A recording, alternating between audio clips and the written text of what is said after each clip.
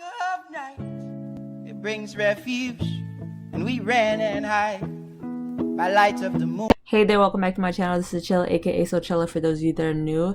This is actually a part 2, so if you haven't gotten a chance to check part 1 out, I highly suggest that you do so. In part 1, we dive more into just certain healthcare updates, best practices, as well as just a breakdown on virology in general and what we should really know about COVID-19 and why it's affecting people of color so much. Part 2 dives deeper into our opinions around the government response, as well as how we feel like we can efficiently support each other during these times. So if you'd like to hear more about that, go ahead and stay tuned. For me, I'm a virus nerd, and they always will hold a special place in my heart. And from the beginning, when we first heard about this coming from Wuhan, I suspected that if it ever came here, what was going to kill us was not the virus, but the government and the lack of structure and the lack of support for marginalized communities in this country. Because the level of poverty, the level of homelessness, the level of all of these different systematic issues in place in this country is just magnified compared to all these other countries who've already had it. So like we saw South Korea. South Korea had their first case the same day that we did. However, they were able to test everyone way sooner than we were, and they flattened their curve and they got nowhere near where we are. And now we're at the highest rate of infection for all these countries. And I think a huge reason why that is not only because of Trump's lack of leadership, but also because of the systems in place in this country that have often failed marginalized communities. And I think that too, like the healthcare system and the inequalities of the healthcare system really come to light, especially as we're seeing now rates of infection in the Black communities. You know, it's hitting Black communities a lot harder. Why is that? Well, because of X, Y, and Z that a lot of people who are healthcare advocates have been trying to advocate for, but we've just never been listened to. And it's sad to know that it took a pandemic at this level to wake some of these people up. So I think if anything good comes out of this situation, it's people waking up and realizing, fuck, this country needs to be restructured. Something needs to change at the magnifying level. So when it comes to undocumented communities, I think the biggest things that we're facing is the level of trust already exists in healthcare with undocumented communities because they're afraid to go to the hospitals. One, because they lack identification, and two, because of the price of healthcare. So one of the things we were noticing when we were calling around to the different facilities that were testing is maybe they weren't charging for the test, but they were charging administration fees. They were charging all additional hidden fees that the patient was going to get a bill for later, even though everybody's hearing in the news, oh, the test is free, the test is free. And yeah, the test could be free, but you're going to get all these other prices tacked on. And so we were noticing, and the hospitals knew too, that people were denying getting tested because of this. Which you would think, oh, the hospitals are going to do something to change that to make it more available for communities, because that's what we really need to help flatten this curve and decrease the volume. But it just wasn't happening. And I think a lot of that has to do with capitalism and the the backbone of this country. And the other thing too is language. Even in basic things with communication, we were noticing that when you call into these COVID hotlines, they didn't always have a bilingual option. There wasn't information for them in Spanish. And how do you expect a huge portion of your community who's Spanish speaking to understand or get any of this information if you're not having it available in their language?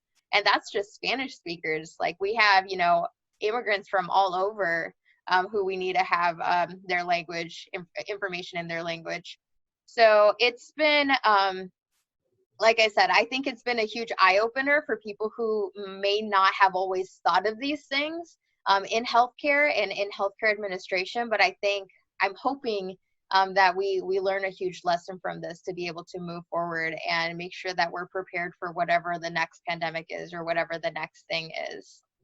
I feel like you made some great points, Bella, especially around like just hopefully that people don't end up actually like leaving out of this like pandemic situation and not really holding like the government accountable, and especially the C word, capitalism. So yeah, I know Joel isn't a stranger to that. So would you like to add on any points in to follow up to her points? And yeah, what you're seeing is the consequence of just modeling or structuring your healthcare overwhelmingly, to maximize profit. I mean, these hospitals in the past couple of decades, I think it was a statistic that I read from the American Hospital Association, like something like 30% of the beds, inpatient beds between like 1981, 2000, like um, were just cut. So it's like, if you just have such limited number of inpatient beds, when you've got a huge surge of patient population that's coming in, like i.e. when a pandemic hits, like you're woefully unprepared. So like you've got ICUs that are overflowing, you've got ERs that are overflowing, and patients, mostly lower income working class people are going to die because there's just not going to be the personnel trained and ready and the beds able to take these kind of patients. And it's interesting in these cities, like they've been the political leadership in these cities has been juxtaposed towards Trump's, obvious idiocy and approaching the whole thing and downplaying and all the back and forth nonsense that he's put forward. But a lot of people, I could think of Rahm Emanuel and Tony Preckwinkle, for example, in Chicago, that have been responsible for cutting a lot of clinics, a lot of funding towards healthcare facilities in Chicago. And now, you kind of set the stage for this, the consequences that we're seeing now. So I think at the end of the day, like they all back this particular form of healthcare system. And I think they all need to assume responsibility for how it's panning out right now. I think it's interesting how all of a sudden now they care about like homeless people being on the streets when people have been like dealing with homelessness for a long period of time, and then all of a sudden now they care about that. And then also like you mentioned, with like Chicago in particular, they had closed so many mental health clinics down, and then also a lot of different like hospitals within communities of color, and then now there's no infrastructure to be able to support these people because you close down these like centers that they have been depending on for so long. You had mentioned kind of a nice, like about the impact, like what kind of impact on society we really noticed. And like, like for me, it's just like what's overwhelming is just the fear and the uncertainty that we see, like so many people being overwhelmed with, like, trying to figure out what they can do and what they can't do. Like, is it safe to go to the grocery store? And just because the information is evolving so quickly, it's hard to keep up for a lot of people. So I think it's just overwhelming, emotionally overwhelming. I think that's really hard to watch people go through and struggle with. And even if people, just the fear too, of people being pushed back into the working situation because they don't have other option, and they're being put in dangerous situations. I think of workers at Amazon that have been forced to work in crowded facilities packing because so many people are ordering, there's just a surge in orders. I think of CTA, people still got to get around on transit, and there's been some pushback there from some workers for having to clean out infected trains. So I think, and then just people just don't know, when they can return to work, when they can expect to have some kind of a stable income, if ever, if they're going to just be out of these industries, these hospitality industries indefinitely, because, when's tourism going to pick up? When is restaurants going to pick up? Even if they officially, the doors open and they get some kind of clearance, like how quickly are people going to be going back to this kind of stuff? There's definitely a huge impact on the undocumented community that I'm seeing that's a little exclusive to other communities, and that's what worries our patients more than the fear of already the unknown of this virus is the lack of money, the big workforce here in our area are factories and manufacturing, and a lot of those, because they're non-essential, have closed down. So you have families and families who aren't able to go to work. And these people can't apply to unemployment benefits. They can't apply to food stamps. They can't apply to other government aid to be able to continue to support their families. So one of the things that we did at our clinic was do food cards. So we bought gift cards so we could distribute to families. And within a day of having our phone line open to take these applications, we were full with over 100 people wanting applications. And our local food banks are already maxed out at capacity. And a lot of them didn't have Spanish-speaking volunteers there to be able to help, undocumented Spanish immigrants. And so we're noticing that the biggest fear in the undocumented community is, how am I going to have money to afford food for my family? And especially when a lot of these families rely on sending their kids to school, and they're not used to buying a lot of groceries to feed their families. Now they're obligated to feed everyone because everyone's stuck at home. And then how am I going to afford rent on top of all my other bills? So, and it's scary to try and go on a rent strike when you're already undocumented, and there's a fear of, well, my landlord's going to take advantage of my status. And so there's a lot of things that, as somebody who's more progressive in politics, I see all these things that like allies are trying to push for, and I want to be able to bring that to the undocumented community, but you can't, because there's a whole other level of not having documents in this country that makes it that much harder. So that fear and insecurity of how am I going to pay for food, how am I going to afford rent, and all these other things are also a huge impact in the undocumented community. Yeah, you make a great point. I never thought about it that way, especially with because I know a lot of people that even some of my friends who have lost their jobs or been laid off for a certain period of time, have been frustrated about how to even access unemployment and stuff like that, but not realizing that there's some people who don't even have that option at all.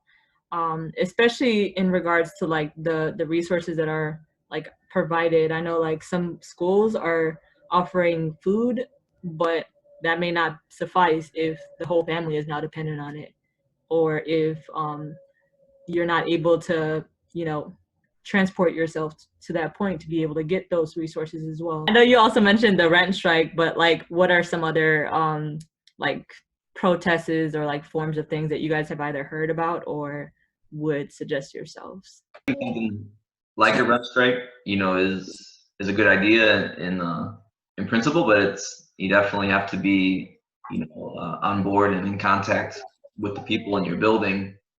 It won't really do well to kind of stick your neck out, and other people might be able to maybe got a little more savings or cushion that can actually make the rent. So I think it's not going to work unless the majority of the people are on board with it. Fighting back, but it's definitely an option.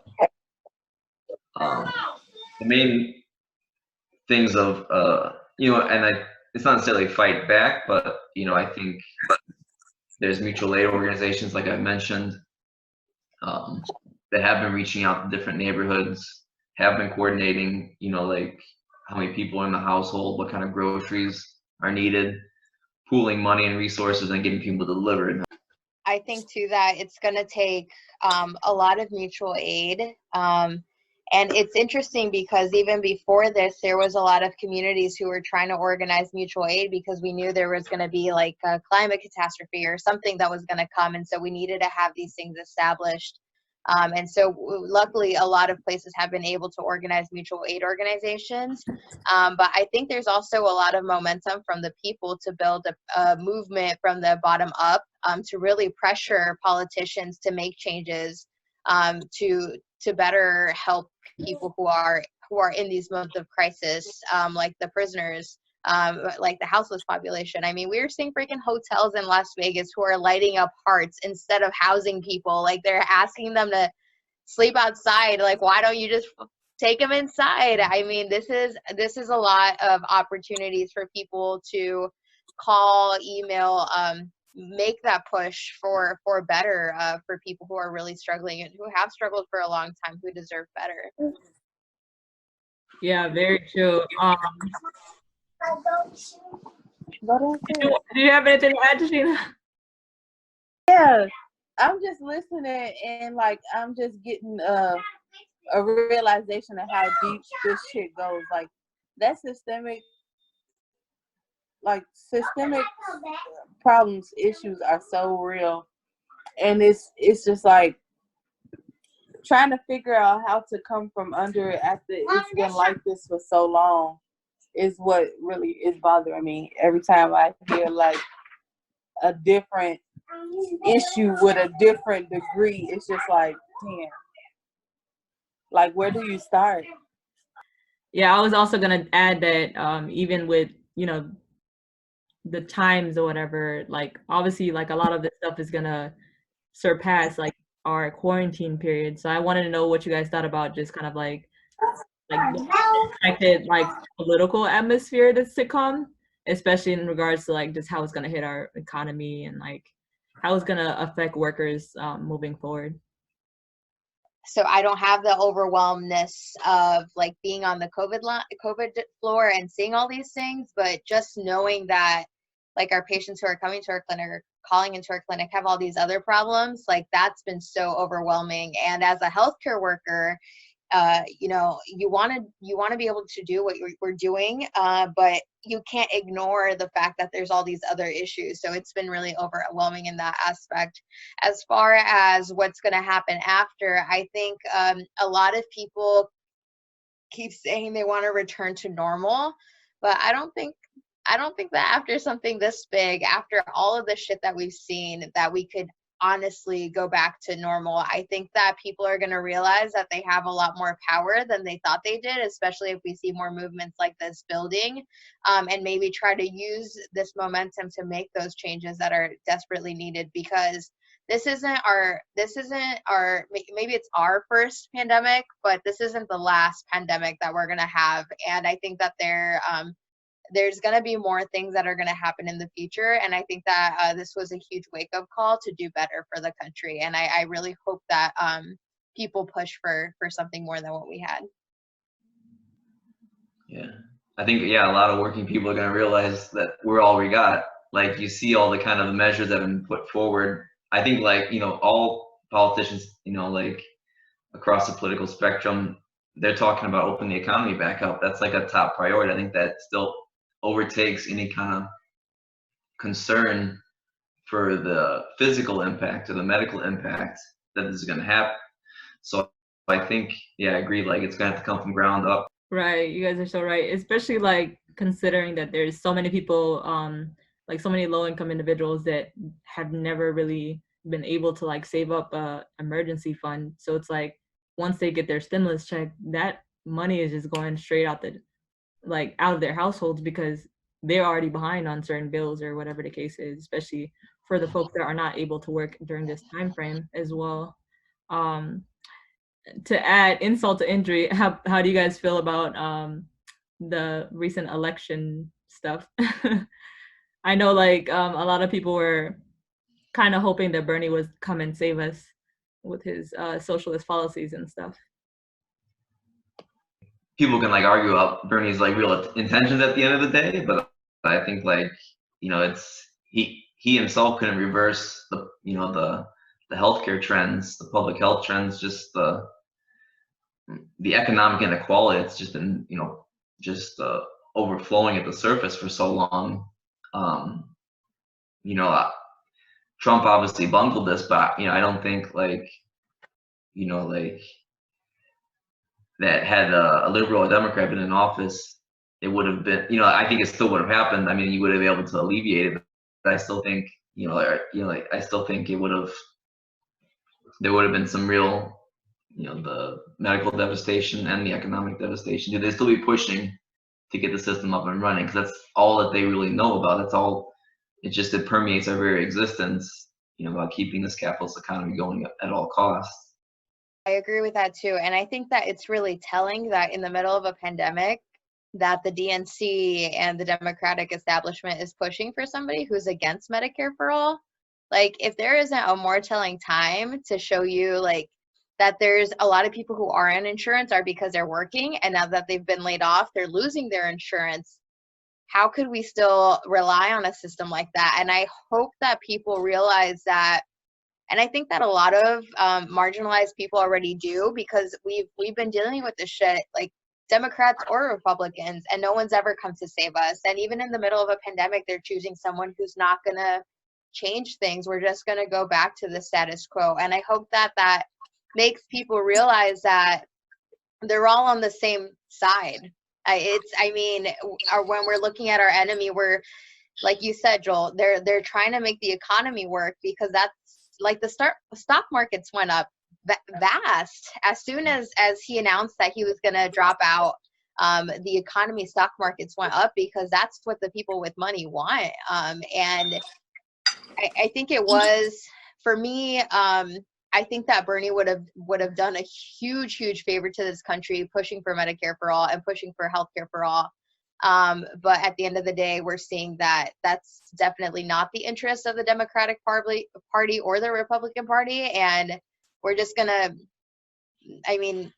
we're gonna have to rely on community. We're gonna have to rely on each other and the working class. And I think that, especially in the middle of a pandemic, the fact that that happened should be really telling to people. Yeah, the spot on, girl. I couldn't really add nothing more, because it's just like, that's exactly what it is. It doesn't solve the problem of the fact that the system is fucked up, and no matter who runs the system, it's still gonna be the same fucking system. I think, like, if anything, hopefully it pushes people beyond even like the idea of Medicare for all. Like, even if you have healthcare access, like, we talk about in public health, social determinants of health, like what's going on, like why is it so that that Black workers are making up 70% of the fatalities in a place like Chicago? And it is, related to things like environmental racism, is related to things like unemployment, food deserts.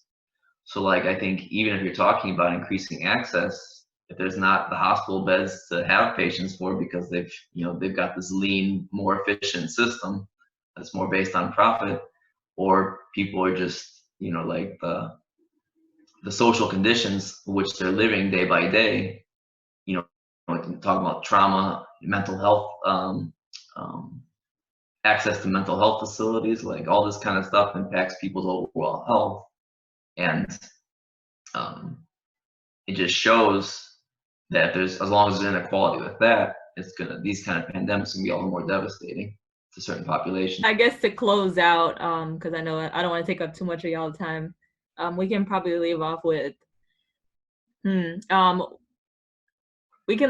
like one piece of advice that you all would have for folks to stay healthy, and then also just one of the most like important like follow-ups that you feel like people need to focus on. I think for a lot of people, even the first week of being isolated was hard enough. And especially people who already have anxiety, just being isolated and losing human connection is really, really tough.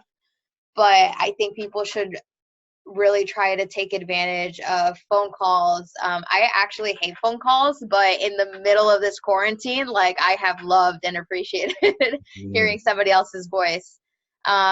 Checking in on family members, checking in on your loved ones, just finding a way to stay engaged with people. In regards to the other thing too, is a lot of people feel anxious at home, like not being able to do anything. And there's a lot of opportunities for people to still do some kind of work, whether it's mutual aid, whether it's volunteering, or doing something from home with the right connections to organizations. So if they're looking, there's some, I know Detention Watch Network is working to try to push politicians to free people in detention centers, and all, like, some of the things that they're doing is phone calls and emails. Like, it's really easy to just go in and look at the templates they have and go on and send an email or make a phone call. So trying to find some of these different movements and organizations who are doing things, and try to find something to keep yourself busy with. And realizing too, like, I think for me at least, this has been a huge moment of reflection on what am I doing? What am I stretching myself too much? What have I not like been able to do that I want to get involved with? Take advantage of the fact that we have all this time and reflect, and recognize that, I think especially for allies too, or some people, that we each have our own privileges, and there's people who are far worse in the situation than we are. And seeing how we can tap into some of that privilege to help people who are struggling more than we are. Just on a personal level, just protect yourself to be sleeping enough, and keeping yourself hydrated, vitamin D if you can get your hands on it. But yeah, reaching out to people is huge. I same thing. I've been spending more time on the phone than I have, probably in the past decade, in the past month, and it's good. I think people really appreciate it, and it's good. It balances you out too. The extra time that we have, I think you're going to be more anxious not doing something. So reaching out to, you're absolutely right, making phone calls. Whether it be pushing to release prisoners or detained immigrants, workers, that's huge. Linking up mutual aid organizations, even if you are working, like I'm just figuring out how we're pushing for things like hazard pay. Like in my facility, like it's been really uneven, it's been really unfair too. Some people are floating to the COVID floor more than others, including nurses from my unit, so there's been frustrations about that. Sometimes you have to hunt down for this PPE, which is frustrating. Staffing problems. So finding ways, if you're part of a union, how you're pushing that union to work as the organization and call for these kind of things, or if you don't have part of that, just finding ways that you're autonomously pushing for that. It's really huge. We need to be creative. We need to be bold. We need to be looking out for each other, because it's not going to be given to us. It's not going to come out of the goodness of people's heart. It's going to come at these bosses' heart. It's going to come from struggle. So we got to figure out how we're stepping up and stepping outside our comfort zones. And a car rally here and there. Those are always very invigorating. So you don't even have to leave. You just decorate your car, honk your horn. It's very invigorating. Yeah. I'm shocked that there were like 300 cars that day for the Cook County action, but I didn't know that much. It's hard to tell. But yet again, I think it's dope. I mean, I guess, considering like all that we're going through, like I think what's been great about it is just, at the very least, us knowing that like the most important support is like if we got each other's back, because that's kind of all we really got to like depend on. And who actually cares more is like the people that are within your network, people within your community, and then also workers that are just like you, experiencing similar things.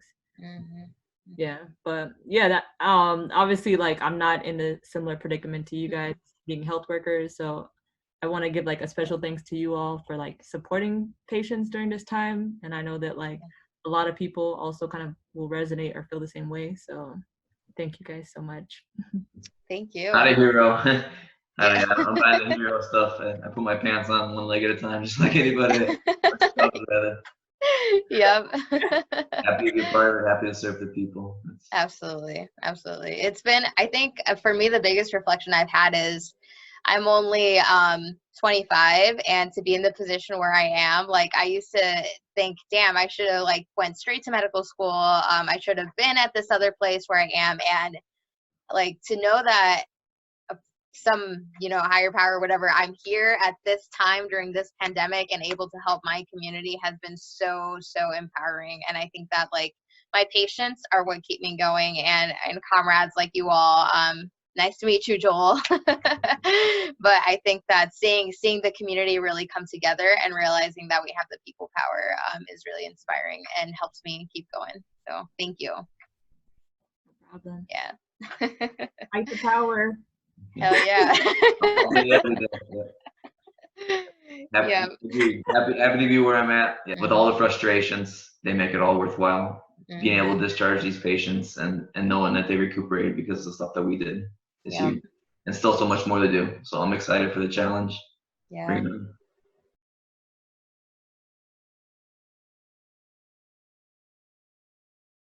How low, wherever you say I will go.